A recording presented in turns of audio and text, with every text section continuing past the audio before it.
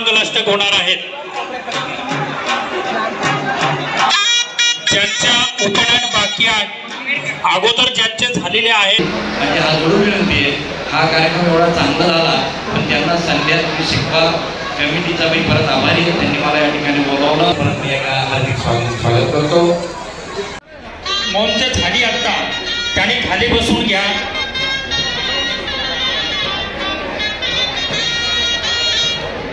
यानंतर काही मान्यवर उपस्थितांचे सत्कार बाकी आहे।